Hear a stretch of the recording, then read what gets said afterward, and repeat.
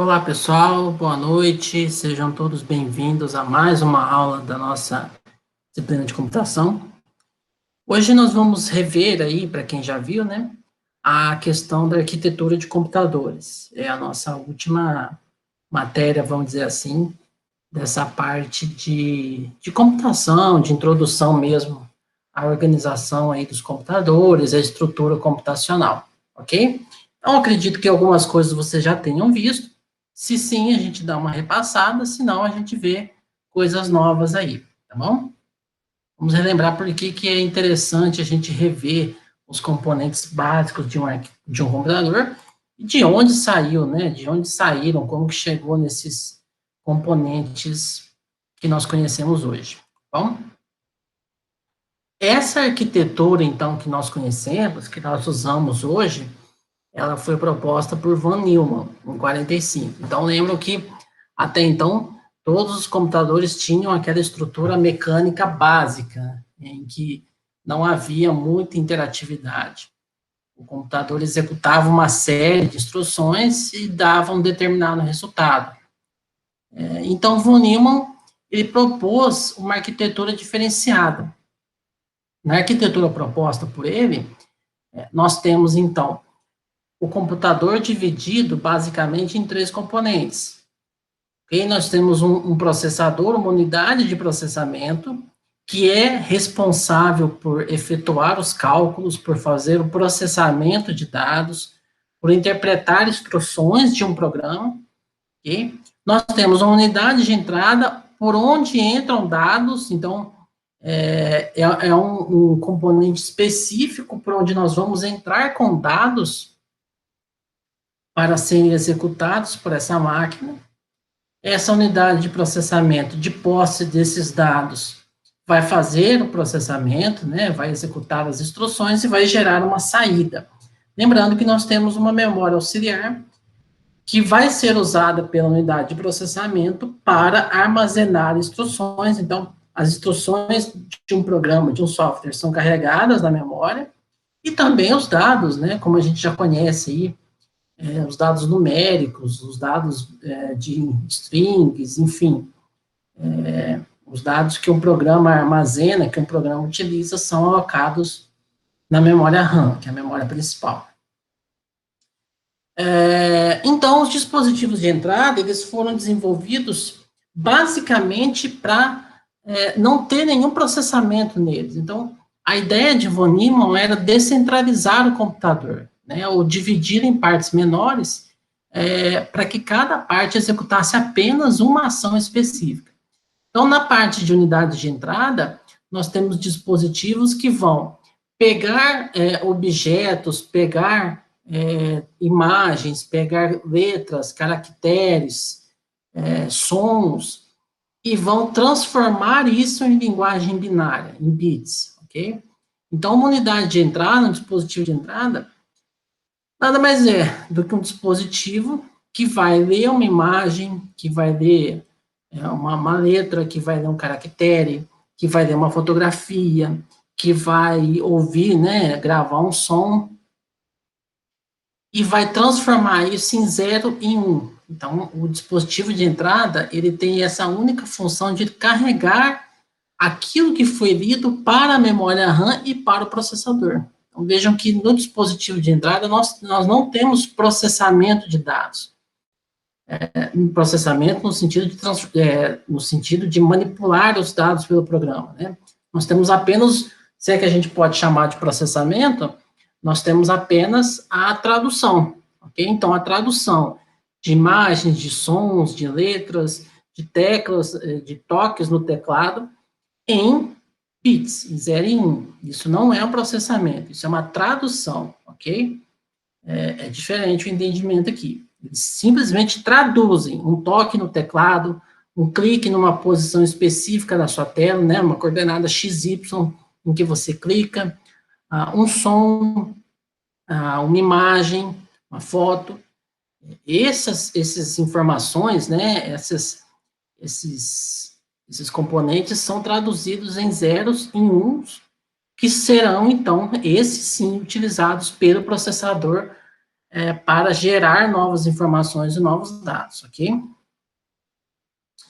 E aí, do outro lado, nós temos o dispositivo de saída, ele vai fazer o contrário, ele vai pegar aquele processamento já finalizado pelo processador, o processador manda o resultado desse processamento em bits, em 0 e 1, ok? Impulsos elétricos, e o dispositivo de saída vai, então, transformar esses zeros em uns em uma forma que nós possamos compreender, numa forma legível ao ser humano.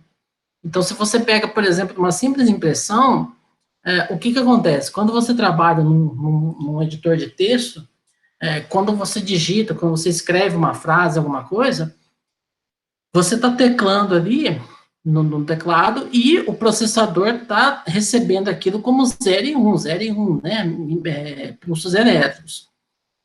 Uma vez que você salva esse documento, ele é gravado na memória secundária e você salva e manda imprimir, o processador vai pegar esse conjunto de bits e vai mandar para a sua impressora em formato de bits, e a impressora, sim, vai ter a responsabilidade de pegar esse conjunto de 0 bits e transformar isso em pontos que serão, né, impressos no papel. Né? Então, ela vai ter a responsabilidade dela justamente pegar ali esses bits, esses 0 e 1, interpretar isso e fazer com que o cabeçote de impressão lá imprima determinados pontos, uma sequência, né, de pontos por linha, para que se forme uma imagem, para que se forme um texto, ok?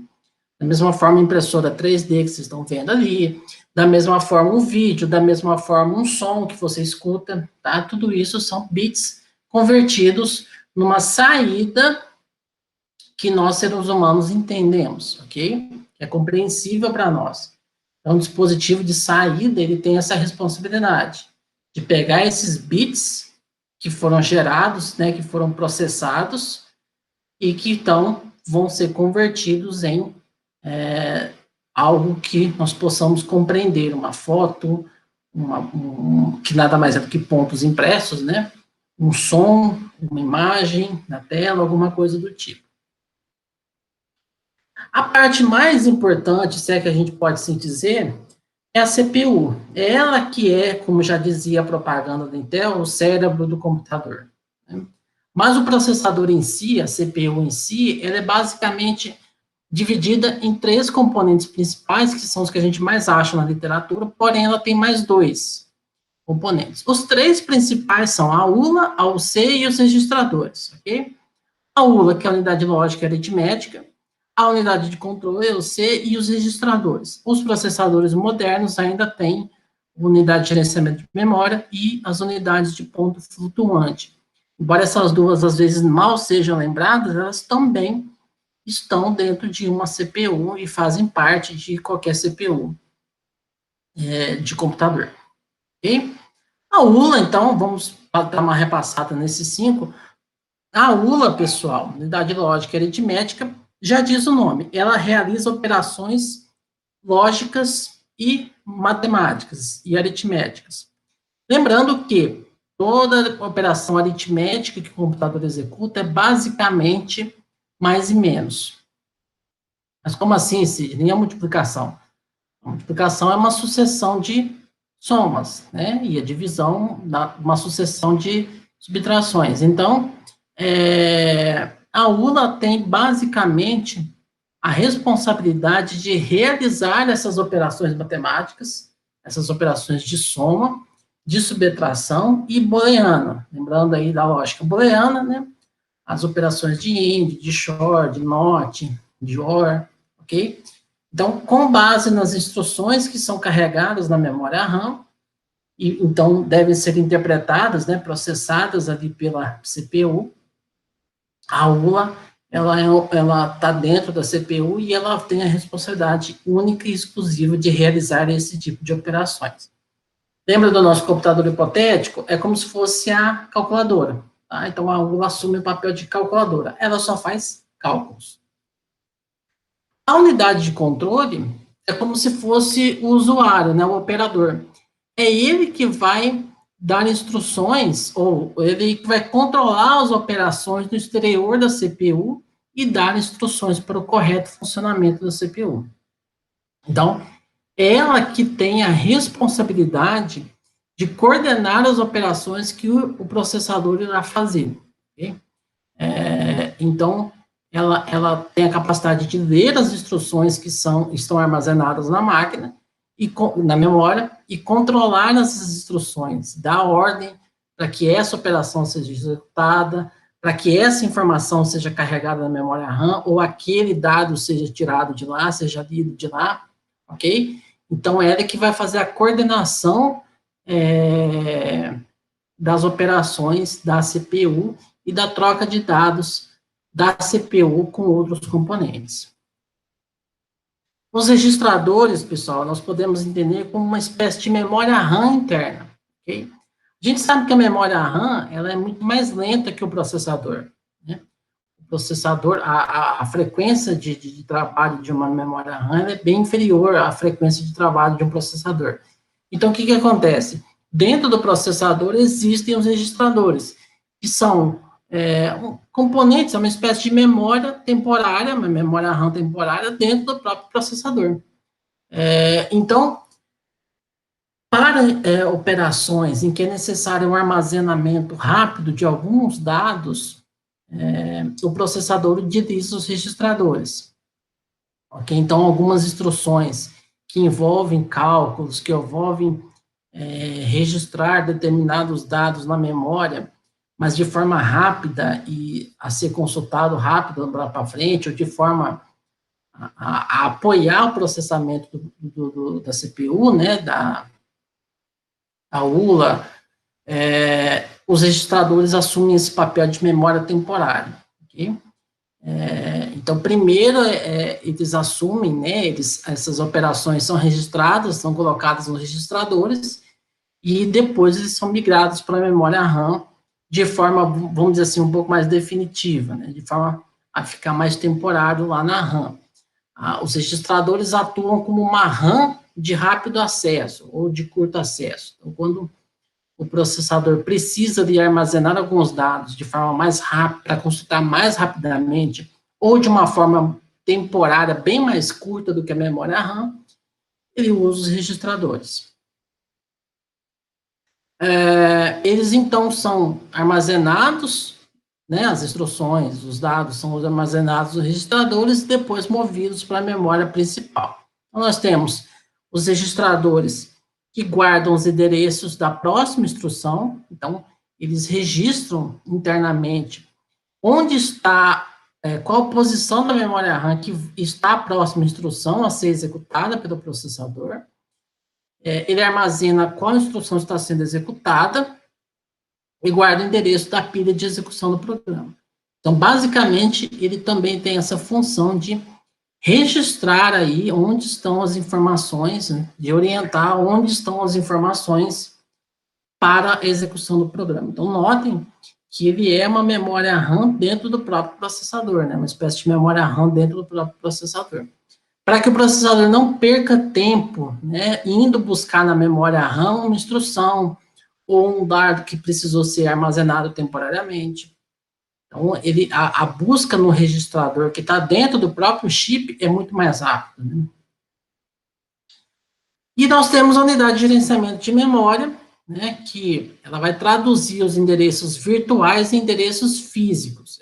Ela é colocada dentro da CPU. Em computadores antigos, ela era num módulo à parte. Hoje, a partir dos processadores 286, e até hoje, eles são integrados dentro do mesmo microchip da memória do processador, ok? Então, esse dispositivo, ele tem a responsabilidade de pegar os endereços da memória RAM e traduzir isso em endereços virtuais a serem utilizados pela CPU. Então, a CPU, na hora de buscar um dado, ela acessa aquele dado, ela sabe onde está aquele dado, graças à unidade de gerenciamento da memória. Ela busca ali, ela sabe que aquela próxima instrução está no endereço X, que é aquele endereço determinado da memória RAM. Tá? Então, ela tem essa responsabilidade de traduzir endereços da memória RAM em endereços virtuais e vice-versa. A unidade de ponto flutuante, pessoal, ela passou a ser utilizada, implantada em computadores mais modernos, ok? Em processadores mais modernos, a partir dos 486, dos Pentium. E ela tem o propósito de fazer operações com ponto flutuante, já diz o nome. Então, se a ULA realiza operações binárias e operações lógicas, a unidade de ponto flutuante, ela vem para realizar operações envolvendo números decimais e envolvendo deslocamento de bits, ok? Que nada mais é do que a divisão, por exemplo. Então, ela é uma unidade específica para realizar essas operações mais complexas, ok? Envolvendo decimais, envolvendo operações com bits. Uma coisa muito bacana, muito importante que a gente tem, que a gente escuta falar desde que a gente começa a fazer curso de informática, é o tal do clock. Ah, esse processador aqui trabalha numa frequência tal, a memória trabalha numa frequência tal. Mas o que é essa frequência? Como que é essa frequência? Pessoal, para que os componentes pudessem trabalhar numa sintonia, num sincronismo, era necessário que todos estivessem alinhados, vamos dizer assim, dentro do mesmo tempo. Era necessário para que todos estivessem, já nos computadores digitais, né, que todos estivessem, vamos dizer assim, com o mesmo relógio interno para saber a hora exata em que ele deveria enviar uma instrução ou receber uma instrução. Isso, ele é hoje regulado pelo clock, tá?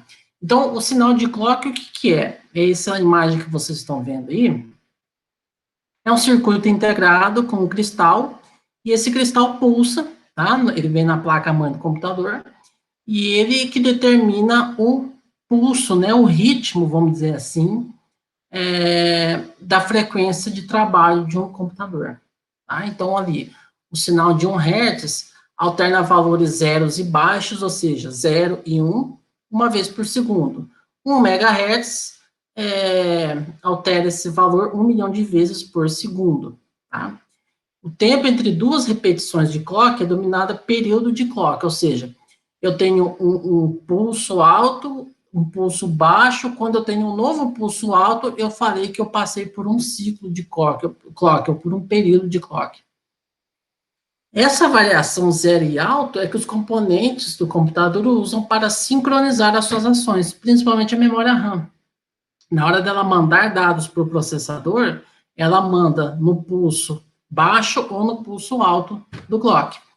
Aqui no próximo slide, eu deixei, né, um exemplo aí, a figura, e tem um link para vocês acessarem de um vídeo no YouTube que explica o que é o sinal de clock e como ele funciona detalhadamente. Tá? Então, um videozinho curto, vale a pena assistir, que é ali uma explicação rápida sobre como funciona esse período, né? Então, nós temos aqui, no caso, a descida do clock, a subida do clock, quando o clock, né, quando o pulso desce de novo, nós temos ali um pulso, né, um tempo.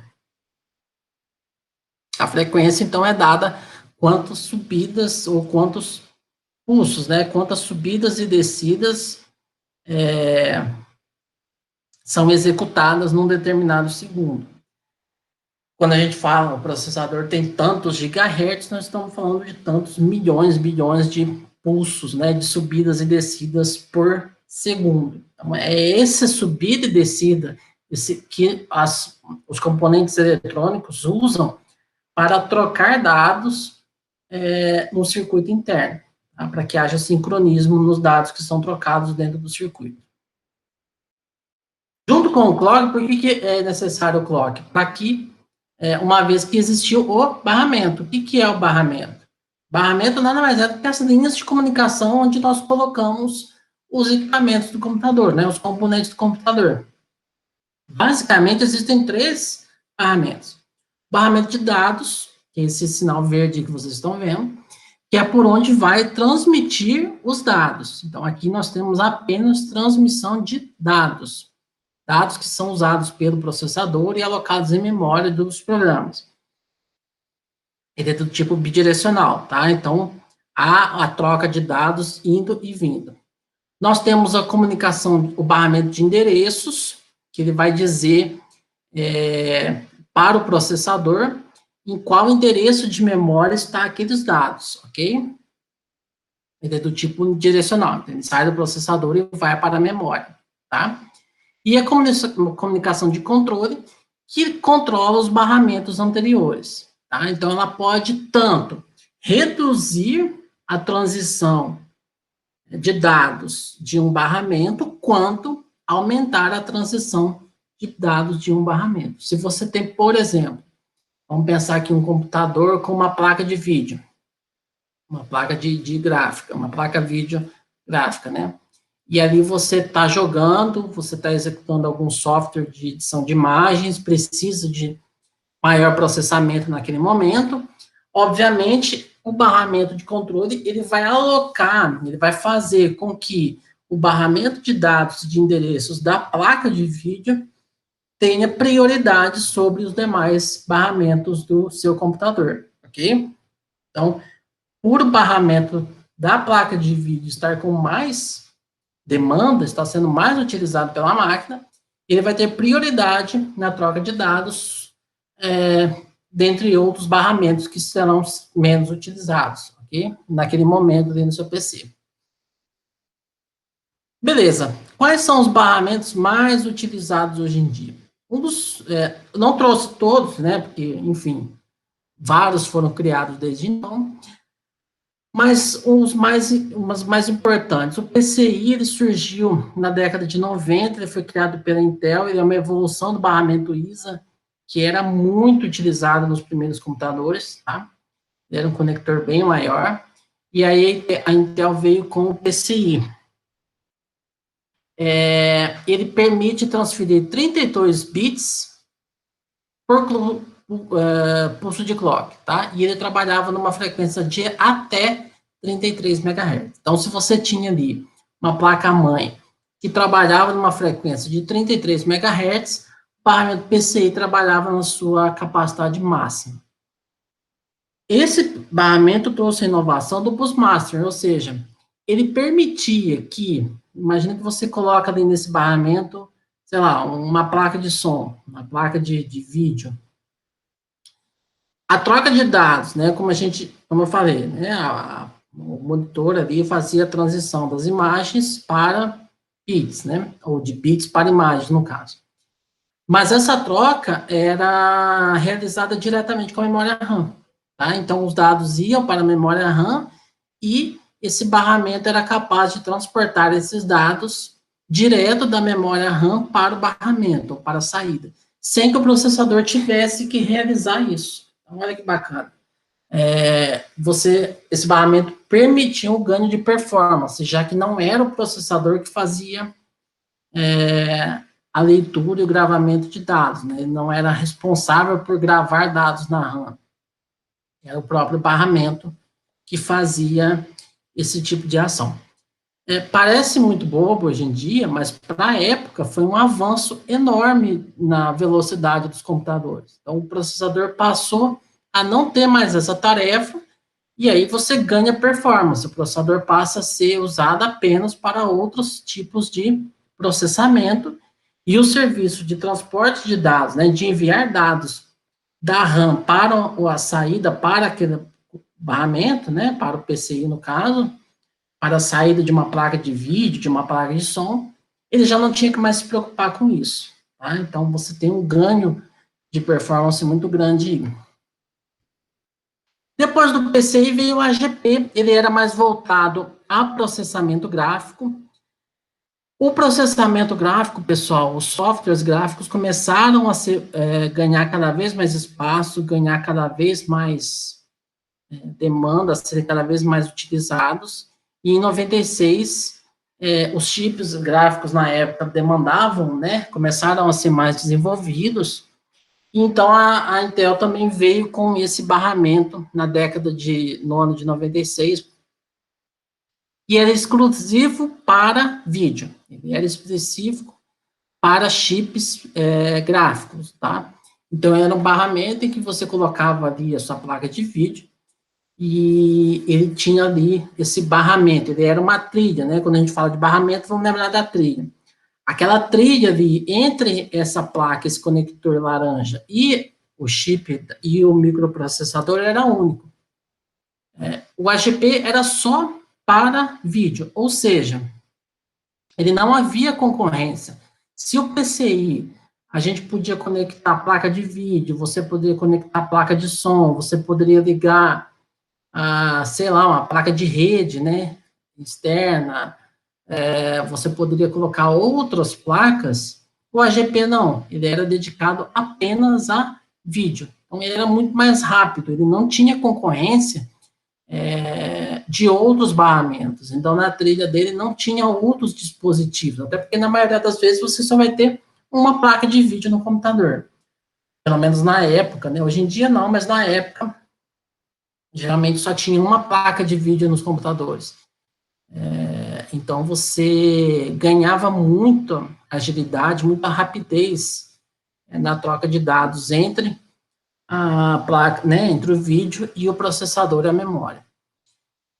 Ele vinha, então, tinha um clock que era o dobro do PCI, então trabalhava com frequência de 66 MHz, transmitindo dados de até 266 megabytes por segundo, ok?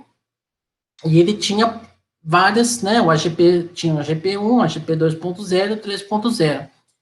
A cada versão, ele aumentava ainda mais a capacidade de troca de dados, né, a velocidade de transferência de dados, e a alimentação diminuía. Então, vocês vão ver que o AGP 1.0 usava uma fonte de alimentação de 3.3 volts, e o AGP 3.0 apenas 0,8. O que isso interfere? Mais uma vez, menos energia elétrica sendo utilizada, menos calor dissipado pelo computador, tá? E ele também usava a parte da memória RAM. Então, se você conectava uma placa de vídeo ali, por exemplo, de 62 MB, e você tinha uma memória RAM de 4 GB, você poderia, nas configurações da sua placa-mãe, fazer com que o AGP pegasse uma parte daquela memória RAM. Então, você poderia aumentar a velocidade, né, o poder de processamento da sua placa de vídeo, usando parte da memória RAM que tinha disponível no sistema, ok? Depois, uma evolução dos anteriores, veio o PCIe, ou o PCI Express, que nós temos até hoje. O PCI Express, ele é uma evolução dos barramentos PCI e do barramento AGP. Vamos pensar no PCI Express como também um barramento universal, você pode conectar qualquer coisa nele, desde uma simples placa de som até uma placa de vídeo, uma Radeon da vida, tá? E ele tem múltiplas velocidades. Hoje em dia a gente está aí chegando ao AGP 2.6, ao PCIe 6.0, que permite uma transferência aí de até 256 gigabytes por segundo, tá? Então, ele é muito utilizado hoje, já é nativo nas placas, né, nas placas-mãe, e ele é principalmente aí para placas de vídeo, né, para jogos e tal, processamento gráfico e tal. Tá? Então, ele é muito utilizado até hoje. Surgiu na versão 1.1 de até 8 GB, transferindo 8 GB, e está chegando hoje na versão 6 também. Hoje em dia você vai comprar qualquer componente a mais para o seu computador, né, principalmente uma placa de vídeo ou um SSD, você pode conectá-lo no barramento PCI Express. Tá? Nosso bom e velho USB, pessoal, também é um barramento, ok? Na época, a invenção do USB foi, assim, um avanço enorme para o mundo da informática. Por quê? Até então, nós tínhamos aquelas portas principais. Você tinha a porta PS2, que conectava teclado e mouse, né? Então, geralmente, o teclado era tinha o conector roxo e o mouse verde. Você tinha as portas COM 1 e COM 2, que geralmente era para modem fax, né, fax modem, para modem de internet. Você tinha a porta LTP, LPT, para impressora, né?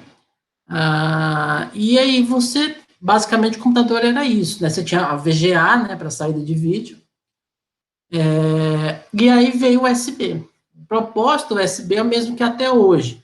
Um único conector, um único barramento em que você coloca qualquer tipo de dispositivo. Desde o mouse e o teclado até um leitor de CD, um leitor de HD, um HD externo, um leitor de CD e DVD, uma impressora, um scanner, uma câmera. Hoje em dia o USB é utilizado como uma fonte de alimentação. Então você pode, por exemplo, ligar uma lâmpada no seu notebook para iluminar sua mesa. Você pode ligar um ventilador no seu notebook, no seu computador, tá? Para funcionar ali e ele funciona como uma fonte de alimentação, ok? Então, ele é um dispositivo plug and play, ou seja, conectou automaticamente o sistema operacional, já reconhece, já identifica que dispositivo é aquele e já instala os drivers, né, que geralmente é nativo do próprio sistema operacional, e está funcionando, acabou. E a gente sabe que o USB hoje existe aí em vários e vários segmentos, vários, não só em computador, mas você tem aí som de carro, multimídia, você tem TVs, enfim, uma gama de, né, os próprios celulares, smartphones. Então, você tem uma gama aí de equipamentos eletrônicos que tem essa entrada USB, mini USB, micro USB, né? Mas o princípio é o mesmo, é permitir que qualquer equipamento se conecte à placa-mãe. Nós temos que também é barramento SATA. Antes do SATA existia o IDE, tá? O serial barramento IDE. Para quem lembra, o IDE era aquele cabo cinza, né, de 80 vias que a gente chamava. Ali você ligava geralmente um HD ou um leitor de CD, um gravador de CD, e era o padrão até então usado para a transmissão de dados entre dispositivos mecânicos, vamos dizer assim, né? Que geralmente era um HD e um leitor de CD, um gravador de CD. E aí veio o serial ATA para substituir esse padrão. Então, ele já tem ali um cabo menor, uma quantidade menor de conexões, tá? E ele permitiu a criação dos HDs chamados os SSDs, né? Que são dispositivos de memória menores, que não usam dispositivos mecânicos, eles usam memória flash, então eles são muito mais rápidos na transmissão de dados, no armazenamento de dados, ok? E também permitem uma troca muito mais rápida de dados aí entre o HD e a placa-mãe, o barramento da placa-mãe. Ok? Todo barramento, pessoal, ele tem a sua controladora. O que é a controladora? Pensa na placa-mãe, né? E ali você tem um encaixe, né? Daquele slot. Aquele encaixe, ele é a controladora. Então, todo barramento tem a sua controladora, que nada mais é do que a responsabilidade de ler e escrever dados do dispositivo para a memória RAM, sem que o processador tenha essa responsabilidade. Então, quando você tem o controlador de vídeo, por exemplo, a controladora vai pegar os dados do vídeo e levar direto para a memória RAM, e depois que o processador faz o processamento e dá o resultado, ele pega da memória RAM, né, o resultado desse processamento, ele pega da memória RAM e leva para o vídeo, para a saída de vídeo, para a controladora. Então, a controladora, ela está ali, ligada no barramento, e ela tem a funcionalidade de permitir as operações de entrada e saída de dados do seu HD, do seu leitor de DVD, do seu teclado, do monitor, da impressora, tá?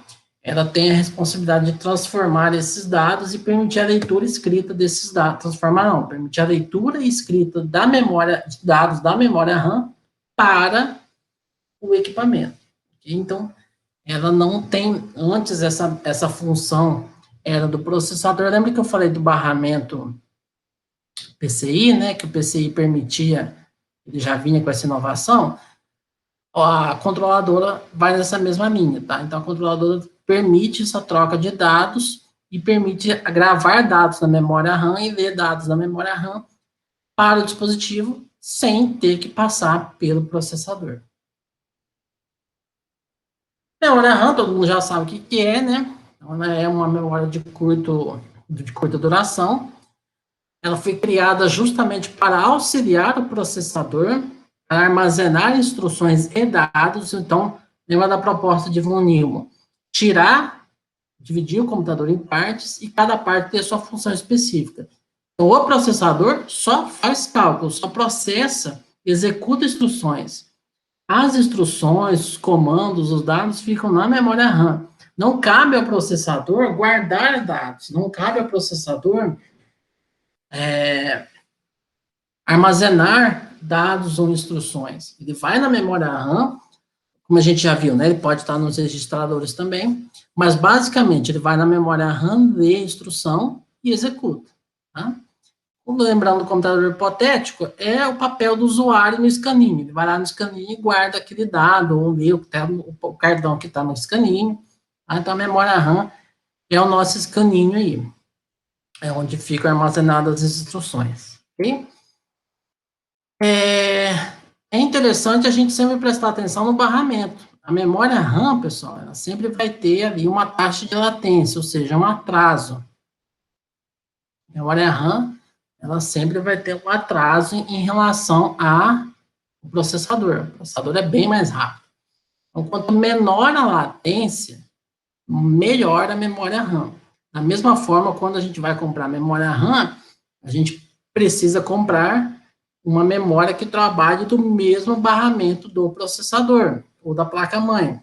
Se a sua placa-mãe, por exemplo, tiver um barramento, sei lá, de 400 MHz, por exemplo, e você compra uma memória RAM de 800 MHz, o que vai acontecer? A memória RAM ela vai trabalhar 400 MHz. Então, você vai ter uma memória RAM muito boa, porém, sendo subutilizada. Tá? É como se você comprasse uma Ferrari para dar numa estrada esburacada. Você não vai conseguir correr.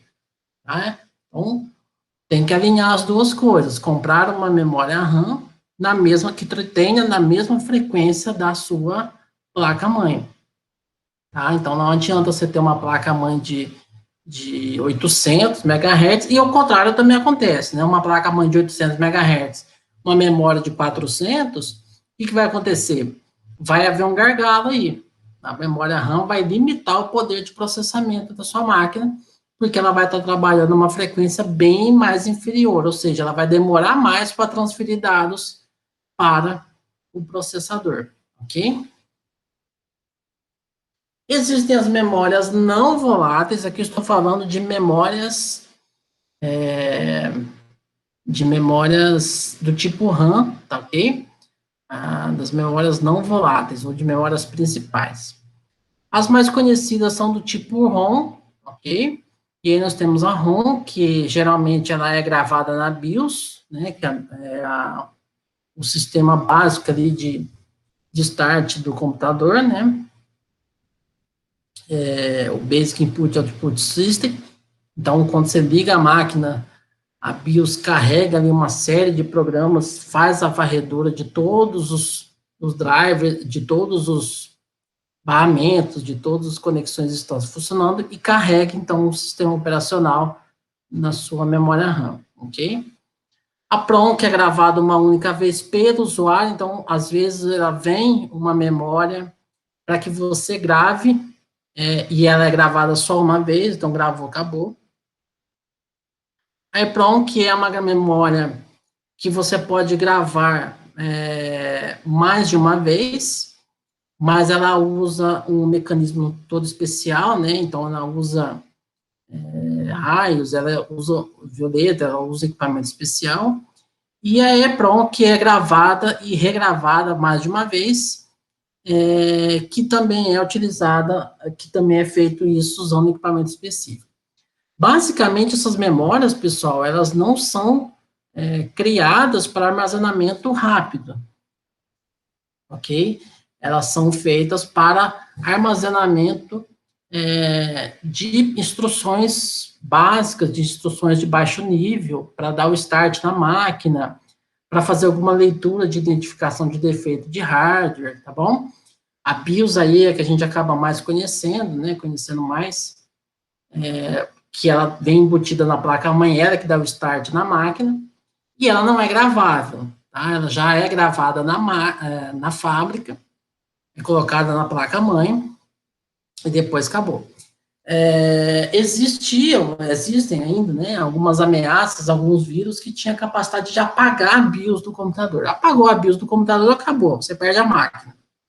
Porque você não consegue dar o start no computador sem a BIOS. Quando você aperta o botão ali do ligar e desligar, a BIOS é o primeiro sistema que acorda, vamos dizer assim, e já faz toda aquela rotina de análise do hardware e já dá o comando para carregar o sistema operacional na memória RAM, ok? É o nosso motor de arranque dos computadores. E aí, quando gravar tinha essa infecção e o vírus conseguia apagar a BIOS, acabou. A única forma era você regravar a BIOS, que é extremamente difícil, né? Ou você, enfim, trocar a BIOS do seu computador, que muitas vezes não dá para fazer. Ela é bem soldada na placa-mãe. Tá? Então, era uma ameaça gravíssima que inutilizava o computador aí. E nós temos ainda as memórias secundárias e terciárias, que são as memórias de armazenamento em massa, ou seja, os nossos bons e velhos HDs, os nossos SSDs, as fitas magnéticas, os nossos CDs, ok? Então, essas memórias são de grande volume, ou seja, memória de armazenamento em massa, grande quantidade de dados, acesso, armazenamento permanente, porém, mais devagar, ok? Então, lembrando que esses equipamentos é sempre o contrário, né, pessoal? Quando você tem um armazenamento pequeno, você tem um acesso rápido. Quando você tem um volume muito grande de dados, o acesso é lento. Então, é lógico que quando a gente fala de armazenamento lento, você tem um SSD, ele é extremamente rápido, porém, comparada a um registrador ou a memória RAM, ele é extremamente lento. Lembrando, assim, em matéria de memória, só a título de curiosidade, essa pirâmide, né? Quanto mais rápida a memória, menos dados ela armazena. Então, se a gente fizesse uma hierarquia aí dos mais lentos embaixo, ou dos mais lentos e com maior volume, embaixo a gente tem ali os HDs externos, a gente tem CDs, a gente tem fitas magnéticas, por quê? A leitura e escrita deles é lenta, é mais devagar, porém, um volume enorme de dados. Acima dele você tem as memórias flash, acima você tem a memória RAM, e acima você tem os registradores. Então, os registradores são o tipo de memória mais rápida que existe, porém, a quantidade de dados que ela armazena é muito pequena. Os HDs externos, os drivers de vídeo, de CDs e tal, você tem um volume muito maior, porém, a leitura é lenta, ok? E diferencia-se a memória secundária e terciária. A memória secundária é aquela que já está na máquina, e você não precisa instalar. Um HD, por exemplo, já vem na sua máquina, um disco rígido. A memória terciária é aquela que a gente monta, ou seja, um HD externo, um disco óptico, uma fita magnética. Tá? Então, a memória terciária é aquela que você tem que conectar na máquina, armazenar os dados, e depois você retira da máquina. Um HD externo, por exemplo, um pendrive é uma memória terciária. O HD interno, que está no seu disco rígido, seja ele um SSD, seja ele um HD tradicional, é uma memória secundária. Beleza? Então, esses foram aí os componentes principais dos computadores, da arquitetura de computadores, ok?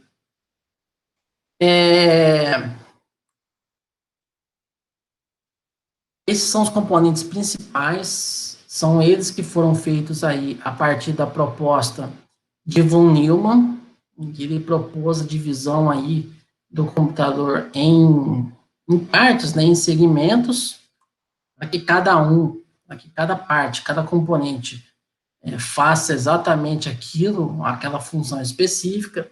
Então, o processador só executa as instruções, os cálculos, a memória RAM atua guardando os dados de forma temporária, dispositivo de entrada, dispositivo de saída, e por aí vai, tá bom? Turminha, é isso. E eu vou deixar, como não tem ninguém na sala, eu vou deixar aí o recado de duas coisas. Está disponível para vocês agora duas atividades. Um quiz que eu deixei para vocês fazerem. Deixa eu projetar aqui.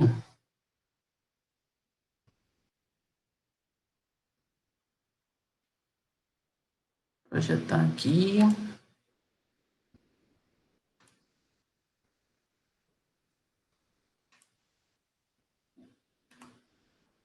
Espera aí, turma.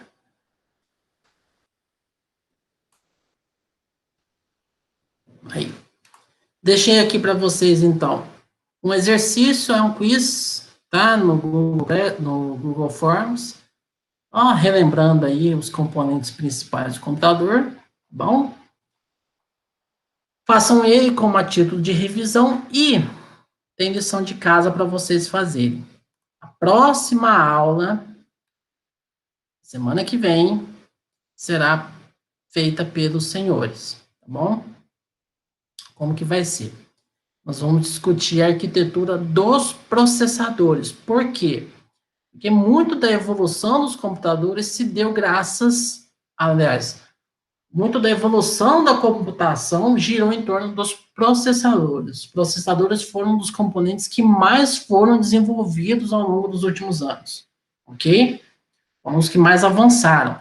Então, nós vamos fazer um estudo aí dos processadores. Aí eu dividi, como vocês são em três, eu dividi, ok? O Rafael vai fazer uma breve apresentação para a gente dos processadores RISC e CISC, ok? Vai diferenciar para a gente o que é um e o que é outro. Então, o que é uma arquitetura RISC e o que é uma arquitetura CISC, ok? Apresentar as características de cada um, as tecnologias e a aplicação de cada um. O Luan, por sua vez, vai fazer um estudo dos processadores da AMD. Hoje, os mais atuais, os que estão no mercado, são da linha Ryzen, né? Os 3, 5 e 7. A AMD já houve aí grandes processadores desenvolvidos ao longo do ano, mas hoje nós temos esses três. Vai trazer as especificações, características, quais são as tecnologias. Então, cada processador dentro dele tem embarcada várias tecnologias, e aí explicar para a gente, tá, Luan?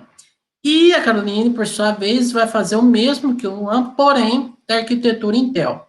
Hoje, o que nós temos da arquitetura Intel é a linha i3, i5, i7 e i9. Se eu não me engano, na 10ª geração, né? Então, a Caroline vai trazer para a gente aí as especificações, quais são as tecnologias, né, que os processadores da linha i3, e qual que é a diferença entre o i3, o i5, o i7 e o i9? A mesma coisa o Luan, tá? Qual que é a diferença entre o Ryzen 3, o 5 e o 7? O que difere um i3 ou um Ryzen 3 de um i5 ou Ryzen 5, tá bom? O que o i3 tem o que o i7 tem de melhor que o i5? A quantidade de núcleos, a velocidade de cada núcleo, a quantidade de registradores maior, é um cache maior, é um cache menor, a mesma coisa do Luan, tá? Qual que é a diferença entre um Ryzen 3 e um Ryzen 5? A quantidade de memória cache, maior, menor, quantos registradores ele tem, a voltagem, o que tem de diferente? Por que eu tenho que comprar, na hora que eu for comprar um processador, Por que eu compraria um i5 ou i3? A gente sabe que o i5 é mais rápido do que o i3, a gente sabe que para um jogo ou um processamento gráfico é melhor um i9 ou um i7, para uma aplicação doméstica ou de estudos é melhor um i3, ok, mas o que eles têm de diferentes entre eles? Né? Quais são as características que diferem cada um? A mesma coisa o Ryzen, o Luan vai fazer com a arquitetura Ryzen, e o Rafael vai fazer essas duas comparações. O que é arquitetura RISC e CISC? Qual a arquitetura que nós usamos hoje nos nossos computadores? É RISC? É CISC? E nos smartphones? Eles também usam processador, mas qual que eles usam? RISC, CISC? Os processadores Intel e Ryzen, eles usam arquitetura RISC, arquitetura CISC? O que é isso, afinal de contas? Vocês vão fazer uma breve apresentação, pode montar os slides, postem aqui nessa atividade os slides, mas é para estar pronto na sexta-feira que vem, dia 16, tá bom? Às 19 horas. Então, às 19 horas eu aguardo vocês. Nós vamos entrar na sala, os quatro, né, contando comigo, e nós vamos fazer um bate-papo, e cada um apresenta rapidinho, e a gente faz uma discussão aí, em cima dessas tecnologias. Ok? Beleza? Muito bem. Então é isso. Agradeço aí a participação de vocês. Bom? Qualquer dúvida, me procure, me chame. Bons estudos. Tá? Qualquer dúvida, vocês me dão um grito. Boa semana para todos. Se cuidem e a gente se vê na próxima aula. Tchau, pessoal.